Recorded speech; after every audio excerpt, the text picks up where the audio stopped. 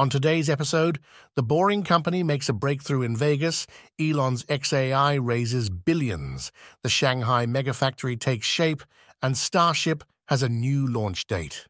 Welcome to Tesla Global. The Boring Company's proof rock tunneling machine has surfaced in the parking lot of Virgin Hotels in Las Vegas, signaling what appears to be the company's first tunnel project beyond the existing convention center loop.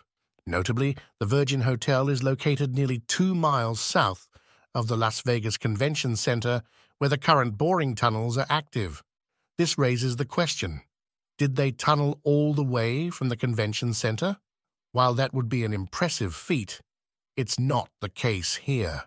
In the photo, capturing the tunneling machine emerging from the ground, you can spot the hotel sign and a White Castle across the street. The exit point is in the hotel parking lot near Harmon Avenue and Paradise Road, with the White Castle situated south of the hotel across Harmon Avenue. Thus, the tunneling machine approached from the south, not from the north. I can't seem to find a Boring Company post about where they might have launched from, but there's a big empty lot along Paradise Road, just 3 blocks south of Virgin, that would be a pretty obvious candidate. Also, the Las Vegas airport is just a block south of this launching point. So, this is the beginning of a pretty critical connection for the broader Vegas loop. It's also worth noting that this new tunnel is already a deviation from the Las Vegas loop map provided by the Boring Company a couple of years ago that shows the tunnel running underneath Paradise and then running a short east-west connector into the Virgin Hotel. According to the map, there should also be a Vegas Loop station across the street from Virgin under the Harmon Square Mall on the same tunnel that was just created. Anyway, that's not a whole lot to go on, but this is our first look at the wider-ranging Vegas Loop project that is intended to connect the entire Vegas Strip, which is a very tall order. Elon Musk wrote on X, "Within a few years, you will be able to get to all major destinations in the city super fast with electric cars in tunnels." As of right now, the Boring Company is connecting the convention center loop with the Resorts World, Westgate, and Encore hotels. All are within a few hundred feet of the main convention center campus. Elon Musk's new artificial intelligence venture xAI has secured a massive Series B funding round that will catapult the company to the forefront of AI development this year.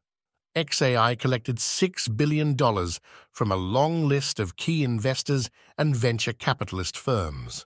This pushes the startup's valuation to $18 billion. xAI says that the new funding will be used to take xAI's first products to market, build advanced infrastructure, and accelerate the research and development of future technologies. By that, they really mean the company will be using the money to buy hardware, what Elon Musk has called a gigafactory of compute. These things cost up to $30,000 apiece, so that's $3 billion just in hardware costs for GPUs alone. The new computing power will first be applied to upgrading Grok. The company's flagship chatbot on x.com.grok is already quite competitive with other leading language models like OpenAI's GPT 3.5, which powers the free version of ChatGPT. Grok outperforms Google's latest bot, which has been making questionable recommendations like eating rocks. For instance, Sora, an AI video generator, looks poised to revolutionize perceptions of reality on the internet. Additionally, upcoming enhancements in GPT-4 could significantly boost OpenAI's lead in general AI functionality. Elon Musk recently claimed that artificial general intelligence, AGI, is on the horizon for next year. AGI is an AI capable of performing any task, unlike specialized models like ChatGPT for language and Midjourney for image generation. While this is an exciting prospect, Elon's track record for predicting timelines is notoriously unreliable. I'd trust a flawed Google answer box over Musk's predictions any day, but it's still worth noting. As for what xAI intends to do with their own AI models, the answer is still pretty vague. They write in their latest update, xAI is primarily focused on the development of advanced AI systems that are truthful, competent, and maximally beneficial for all humanity. The company's mission is to understand the true nature of the universe. So that's a pretty lofty goal. We'll quickly find out how effective this new cash infusion will be in reaching it. Tesla has officially begun construction of its highly anticipated Shanghai megafactory. The new manufacturing plant will bring Tesla's Megapack battery storage system to the Asian continent, where the potential for growth is basically infinite. The megafactory complex covers about 200,000 square meters or 50 acres.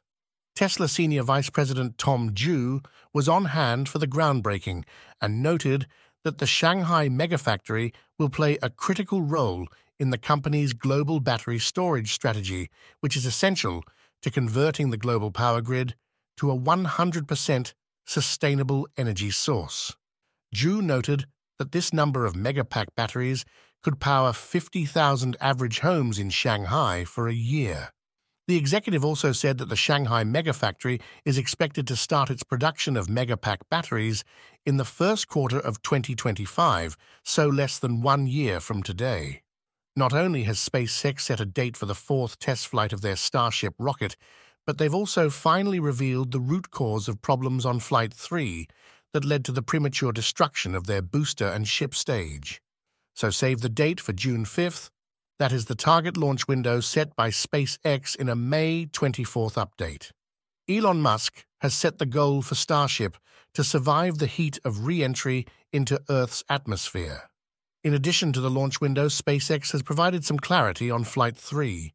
The premature loss of the Super Heavy booster came down to a clogged fuel filter, which you might remember was also the cause of death for the booster on Flight 2.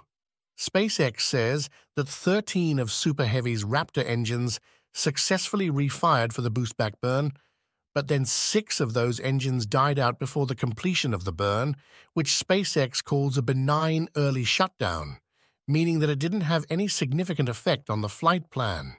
What did have a significant effect was that those 6 engines were now disabled for the landing burn, leaving 7 possible engines.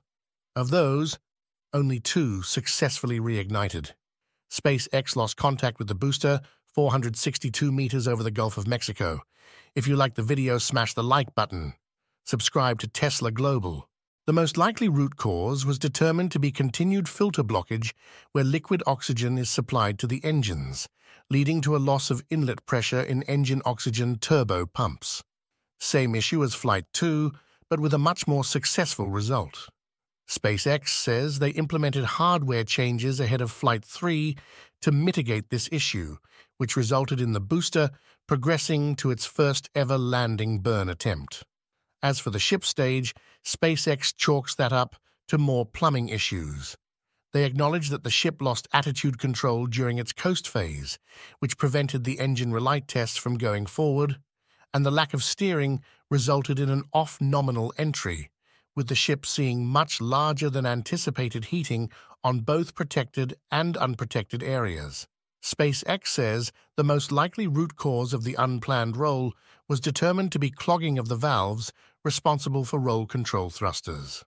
SpaceX has since added additional roll control thrusters on upcoming Starships to improve attitude control redundancy and upgraded hardware for improved resilience to blockage.